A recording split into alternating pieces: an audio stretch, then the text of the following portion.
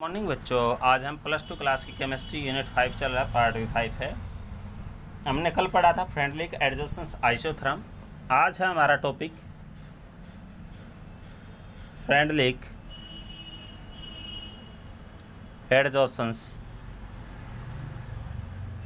Isobar. तो कल हमने बताया था isotherm means iso means same और थर्म मीन्स क्या था टेम्परेचर। इसमें क्या है, आइसो मीन्स सेम, बार मीन्स प्रेशर, यानी प्रेशर की यूनिट है। तो इसका मतलब क्या हुआ कि प्रेशर क्या रहेगा, कांस्टेंट रहेगा। तो उसमें हमने ये बताया था कि उसकी कंपैरिजन और इसकी कंपैरिजन करते हैं तो x/m is directly proportional to pressure. तीनों कंडीशन अलग अलग बताई थी, ठीक है। एट कांस्टेंट क्या था उसमें, एट कांस्टेंट टेम्परेचर, बट इसमें उल्टी बात है। तो x/m is directly proportional to temperature. तो एट कांस्टेंट क्या रहना चाहिए, कांस्टेंट प्रेशर भाई, ठीक है।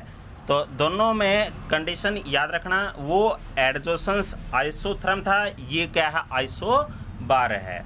A graph plot between the amount of the adsorbent, ठीक है, एडजॉर्ब्ड पर gram of the adsorbent and और कहता है कि टेम्परेचर। तो एक ग्राफ प्लॉट किया है x/m, ठीक है। नीचे तो सरफेस, ऊपर क्या है जो मटेरियल है उसकी मास, दोनों का directly proportional to the temperature. Temperature के इक्वल होता है, डायरेक्टली प्रोपोर्शनल होता है एट कांस्टेंट प्रेशर के ऊपर, ठीक है। तो वो कंडीशन सिचुएशन के ऊपर ग्राफ चलता है भाई इसका। तो ग्राफ टाइम के अकॉर्डिंग चेंज होता रहा है, ठीक है। प्योर डायरेक्टली प्रोपोर्शनल नहीं है, ठीक है। दूसरी बात याद रखना है आपने क्या कि एक इक्वेशन थी इसके अंदर पिछले में आइसोथर्म में। तो वैलिडिटी इक्वेशन पूछ लेते हैं कई बार, तो उसके साथ के साथ बता देते हैं, कल छोड़ दी थी, ठीक है। इंटरमीडिएट में ये बताया था x/m is directly proportional to the p, यानी pressure power of the fractional, ठीक है। तो प्रोपोर्शनलिटी साइन हटाया तो हमने क्या है कि कोई प्रोपोर्शनलिटी साइन के लिए k लगा दिया 1/n। टेकिंग लॉगरिथम, दोनों साइड हमने क्या है लॉगरिथम ले लिया था, ठीक है, लॉगरिथम। तो लॉगरिथम बोथ साइड, तो बोथ साइड लिया तो क्या आ जाएगा, लॉगरिथम ऑफ क्या आ गया, x/m is equal to logarithm of k into p की पावर 1/n। तो देखो प्रोडक्ट में है तो प्लस में हो जाता है, आपको ये याद होगा। x/m is equal to logarithm of क्या आ जाएगा, k प्लस में लॉगरिथम ऑफ p की पावर 1/n। तो देखिए logarithm of x/m is equal to logarithm of क्या है, k प्लस में पावर आगे आ जाती है तो 1/n, लॉगरिथम ऑफ क्या आ गया, p। तो ये एक वैलिडिटी इक्वेशन बोलते हैं, ठीक है, फॉर फ्रेंडली का एडजॉसेंस ऑफ आइसोथर्म, ठीक है, आइसोथर्म। यदि कोई यूँ कहे कि इन केस ऑफ क्या है, सॉल्यूशन के केस की बात करता है तो यहाँ जो अपना प्रेशर है वहाँ कंसंट्रेशन आ जाएगा, क्या आ जाएगा, कंसंट्रेशन, ठीक है। साथ के साथ देखिए आगे टॉपिक है अपना कैटालिस्ट।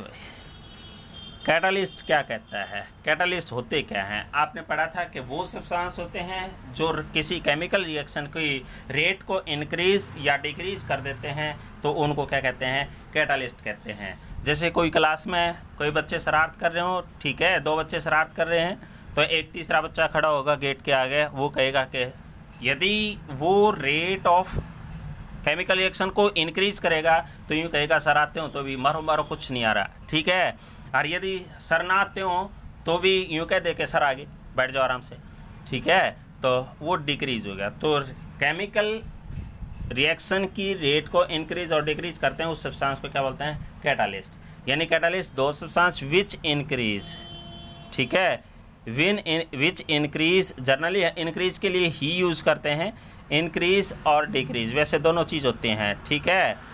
आई बस विच इंक्रीज और decrease the rate of reaction, rate of chemical reaction कह सकते हैं, ठीक है। किसी केमिकल रिएक्शन की रेट को इंक्रीज और डिक्रीज कर देता है, बट लेकिन याद रखना साथ के साथ विदाउट, खुद इन्वॉल्व नहीं होते हैं, ठीक है, विदाउट चेंजिंग इटसेल्फ, खुद चेंज नहीं होंगे, चेंजिंग इन इटसेल्फ, खुद इन्वॉल्व नहीं होते उसमें, ठीक है। कैटालिसिस, अब इसी के साथ कैटालिसिस, अब देखो वो ये तो सब्सटेंस था, ये तो कैटालिस्ट तो क्या था, सब्सटेंस। कैटालिसिस क्या हो गया, प्रोसेस, ठीक है, it is the process, process है जिसमें कहते हैं इन विच जिसमें क्या होता होगा, in which the change the rate of reaction, rate of chemical reaction का इसका है रेट ऑफ रिएक्शन। ठीक है, प्रोसेस है कैटालिसिस प्रोसेस। तो दो प्रकार का प्रोसेस होता है, पॉजिटिव प्रोसेस कैटालिसिस प्रोसेस, ठीक है, पॉजिटिव एंड नेगेटिव भाई, दो प्रकार का बताया है। ठीक है, नेगेटिव कैटालिसिस। अब आपको याद है ही कि पॉजिटिव का मतलब जो इंक्रीज़ करे, नेगेटिव का मतलब जो डिक्रीज़ करे। तो ठीक है, तो दो सब्सटेंस से शुरू कर देते हैं, या when a catalyst, those catalyst कह दो। ठीक है,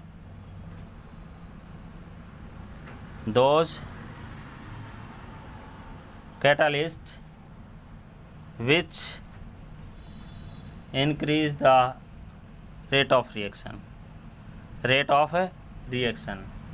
तो इट इज़, इसको क्या कहते हैं, it is called positive catalyst, positive catalyst. This process is known as, इस प्रोसेस को क्या बोलेंगे, नॉन एज पॉजिटिव कैटालिसिस।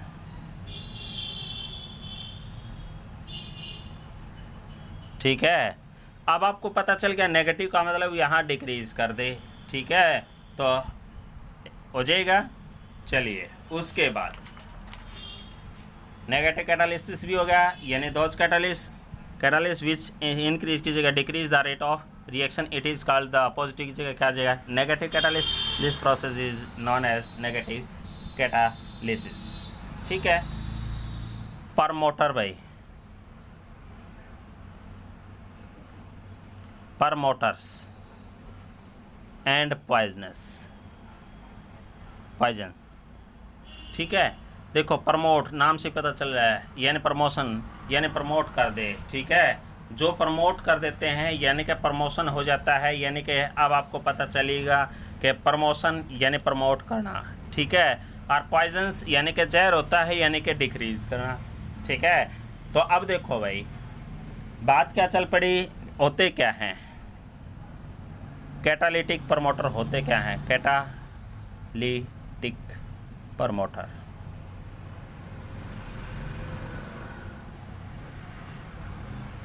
तो वो सब्सटेंस जो कैटालिस्ट की एक्टिविटी को भी इंक्रीज कर दें। जैसे क्लास में बच्चे पहले शरारत कर रहे थे, सर आ गया।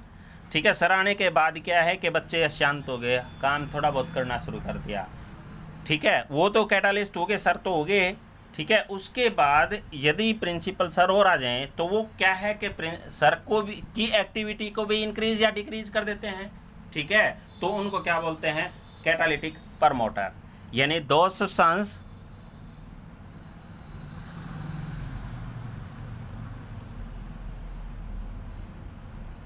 विच इंक्रीज, क्योंकि प्रमोटर है तो विच increase the activity of the catalyst, catalyst की भी एक्टिविटी को इंक्रीज कर देते हैं। जैसे मोलिब्डेनम है भाई, ठीक है एग्जाम्पल। और एक होता है कैटालिटिक पॉइजन भाई, पॉइजन भाई। तो अब आपको पता चल गया दो सब्सटेंस कहता है विच इंक्रीज की जगह क्या लिखोगे, decrease the activity of the catalyst. ठीक है, तो जैसे आर्सेनिक है। ठीक है, तो ये इसके एग्जाम्पल हैं। टाइप ऑफ कैटालिसिस आगे पढ़ेंगे।